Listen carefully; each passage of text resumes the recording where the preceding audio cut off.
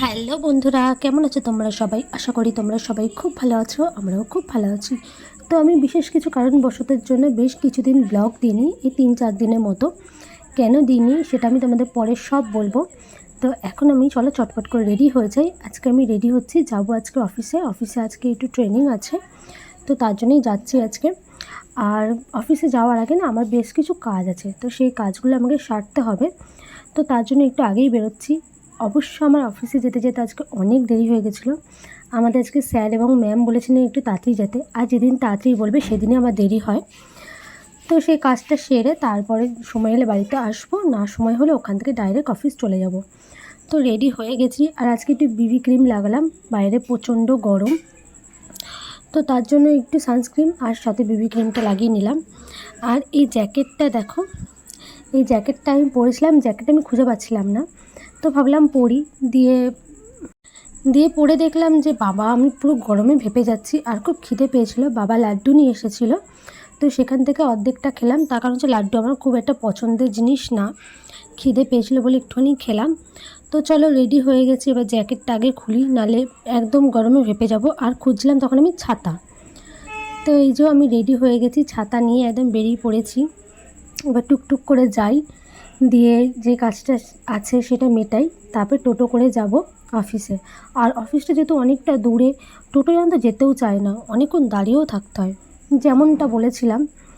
আর এই দেখো আমাদের হনুমানজির মন্দির উত্তর ফটকে, সবাই একটু প্রণাম করে নিও, আমি পরে আরেকদিন তোমাদের দেখাবো। তো এই যেটা বলছিলাম যে আজকে আমি টোটো পেতে দেরি হয়, সত্যি টোটো আজকে 10 থেকে 15 মিনিট আমি দাঁড়িয়েছিলাম, তারপরে টোটো পেলাম। তো টোটো থেকে নেমেই গিয়েছি, এবার একটু 4-5 পা হেঁটে দিয়ে আমি অফিসে পৌঁছে গেছি। এই যে অফিসে আমি চলে এসেছি। অফিসের ট্রেনিংয়ের মাঝখানে একটু মিষ্টি বিতরণ হচ্ছিল, সবাইকে একটা করে মিষ্টি দেওয়া হচ্ছিল, একটা দিদি নিয়ে এসেছিলো। দিয়ে অফিসের ট্রেনিং সব কাজ বাজ সেরে আমরা সবাই মিলে বেরিয়ে পড়লাম। আর আমি আর একজন, মানে একটা সম্পর্কে বনি হয় এখানে কাজের সূত্রে আলাপ, তো ওর থ্রুতেই আমি জয়েন্ট করেছিলাম। তো আমরা দুজন মিলে যাচ্ছি কজন গেটে লস্যি খেতে, রামপ্রসাদে লস্যি খেতে, অনেক দিন ধরে ইচ্ছা করছিল। আর এইখানে দেখো কি কোনো মন্ত্রী বোধহয় যাচ্ছিলো, অনেক কটা গাড়ি গেছিলো, রাস্তা পুরো ফাঁকা করে দেওয়া হয়েছিল।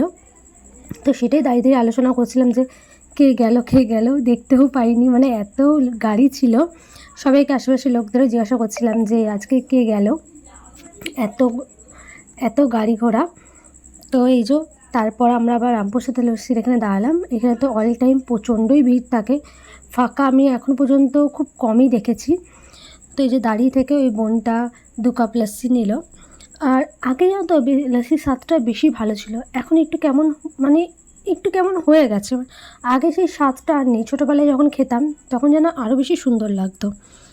তো এই যে আমাদের লস্যি খাওয়া হয়ে গেছে, এবার আবার টোটো ধরে আমি বেরিয়ে পড়লাম। ও একটু পরে আসবে, ওর একটু কাজ আছে, আমি একাই বেরিয়ে পড়লাম। তো আজকের এই মিনি ব্লগটা কেমন লাগলো অবশ্যই জানিও, যদি ভালো লেগে থাকে প্লিজ একটা লাইক করো, চ্যানেলটা সাবস্ক্রাইব করো। টাটা।